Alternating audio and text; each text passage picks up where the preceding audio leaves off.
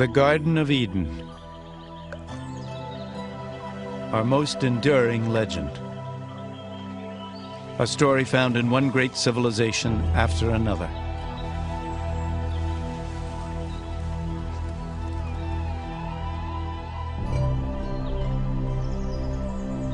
A story of seduction, the wrath of God, and paradise lost.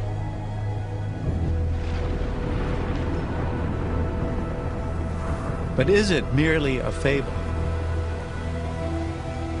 Is there evidence the great stories of the Bible might be true? Was there ever really such a place as Eden?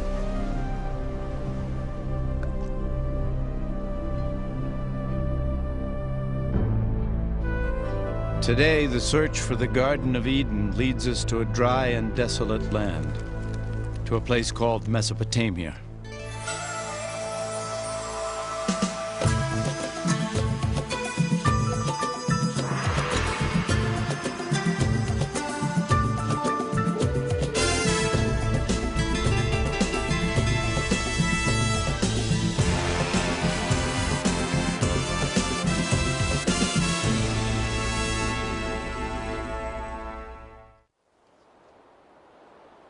This is the land where the first seeds of human civilization were sown. And it was here that three of the greatest civilizations of the ancient world flourished: Babylon, Assyria, and Sumer. Among their ruins, the faithful have long sought answers to the Bible's most profound mysteries, while archaeologists scoured these lands for the historical foundations of belief. Our quest for Eden is a journey back in time. First to Babylon, the last of these lost civilizations. Then further into the past to the Assyrians, fierce masters of the art of war.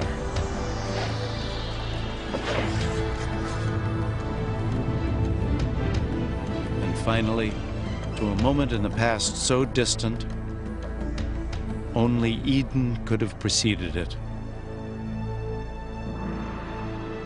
To Sumer and the creation of civilization itself. The great arc of the Fertile Crescent. Over the course of more than 6,000 years, this rich land, cradled between the Tigris and Euphrates rivers, gave birth to the first great civilizations. The Greeks called it Mesopotamia. We call it Iraq. By peeling back the layers of history here, we can trace the origins of our oldest stories and travel back to the deepest roots of faith. Our journey begins on the western edge of Mesopotamia in Israel. A chance discovery in 1947 would rivet the world's attention to archaeology and to the Bible. Two Bedouin shepherds are moving a herd of goats along the cliffs of Qumrun, a few miles east of Jerusalem. In the sun-baked desert, they notice a small cave obscured by a rocky slope. Curious, one begins to climb. It's not uncommon for ancient and valuable artifacts to be found along these bluffs.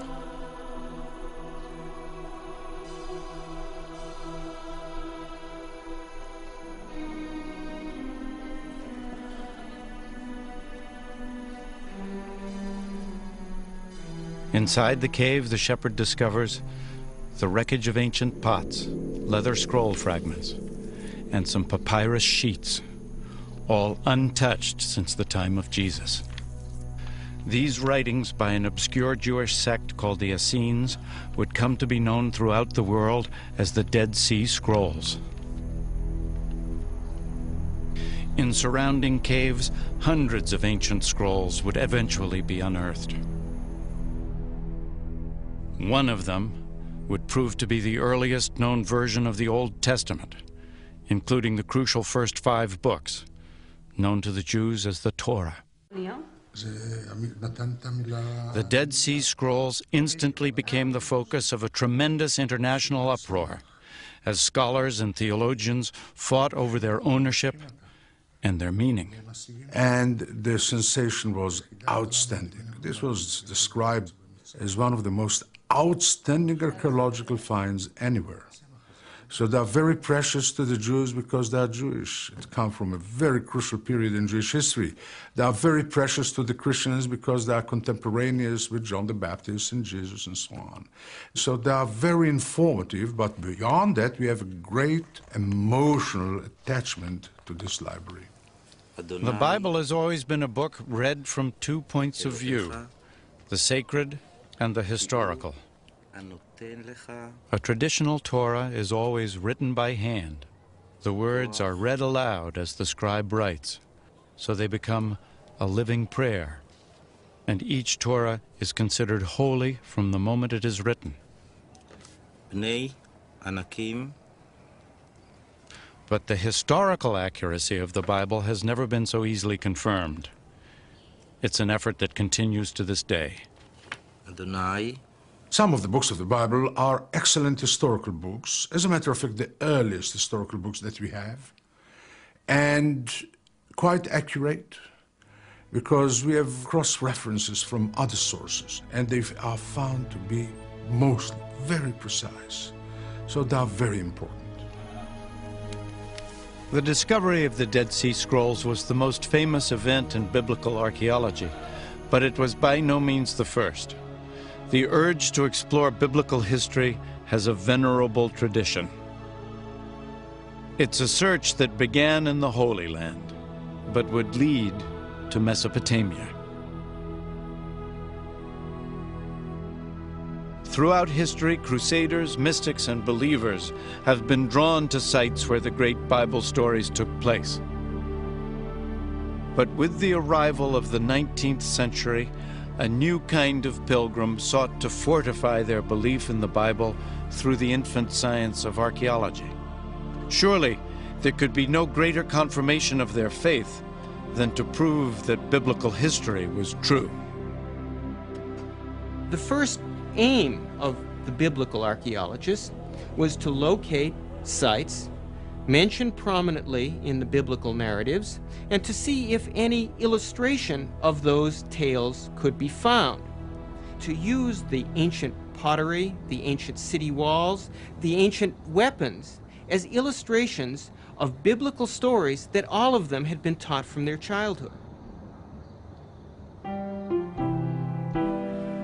Fueled by the excitement of early finds, scholars from all over the world raced to stake out claims in a kind of biblical gold rush.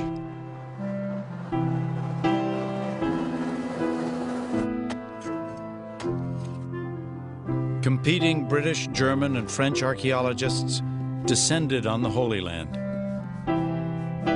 Teams of theological detectives digging for both God and country.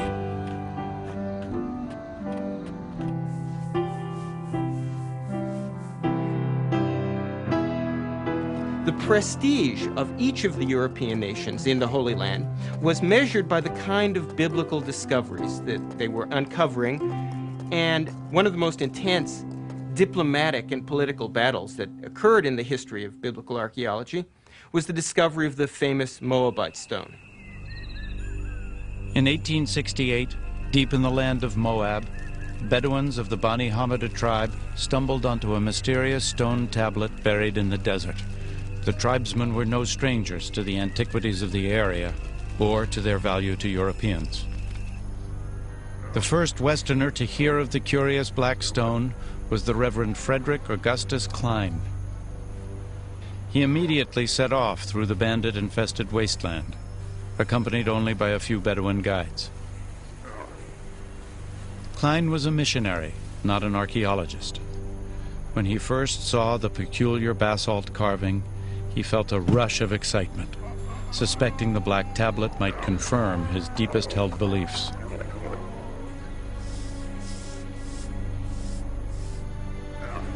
He examined the stone and made a rough impression of the inscription. It was in a language Klein didn't recognize. Back in Jerusalem, he sought help deciphering the stone. As news of the find began to spread, the streets and bazaars buzzed with rumors of a great discovery. The writing on the stone proved to be a Moabite king's account of a battle also described in the Bible. For the first time ever, here was written confirmation, etched in stone, of a story from the Bible. Two sources for the same event. For the faithful, it was the proof they'd been looking for, concrete evidence of the Bible's historical accuracy. Many sought to buy the stone, but the Bedouins had reason to be wary. In the past, they'd been cheated, even robbed by European treasure hunters. Assuming that anything so highly prized by Europeans must contain gold, they dumped the stone into a fire in an attempt to break it apart. As fire heated the stone, they poured water over it, again and again, until finally it exploded. They found no gold, and the stone was destroyed. The first archaeological confirmation of a Bible story, the first corroborating evidence ever found in the Holy Land, was shattered. The loss of the stone was devastating, but it didn't end the biblical treasure hunt.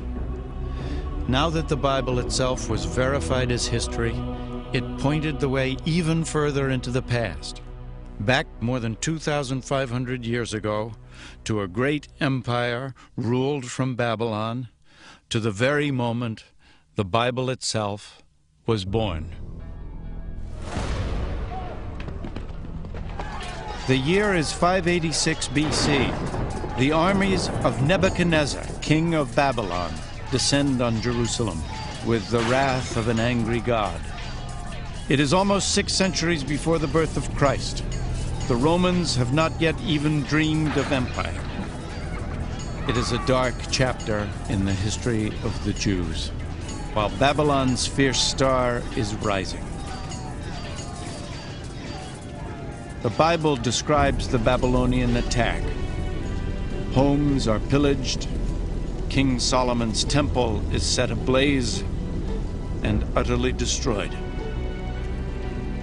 10,000 Israelite captives, princes, soldiers, artisans, and scribes, all are led to Babylon in chains.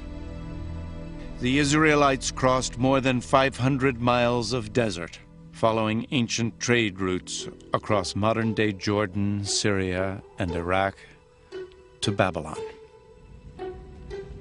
In Psalms 137, the Israelites lament, "By the rivers of Babylon there we sat down and wept when we remembered Zion. How shall we sing the Lord's song in a foreign land?" Broken and exhausted, the Israelites entered Babylon in awe of its scope and frenzy. Torn from the modest city of Jerusalem, they beheld the majestic capital of the ancient world.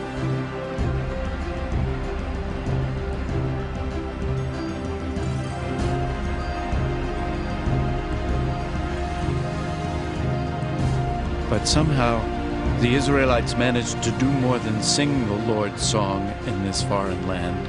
They also wrote it down. If you look at any piece of oral literature and then you write it down, you're formalizing it.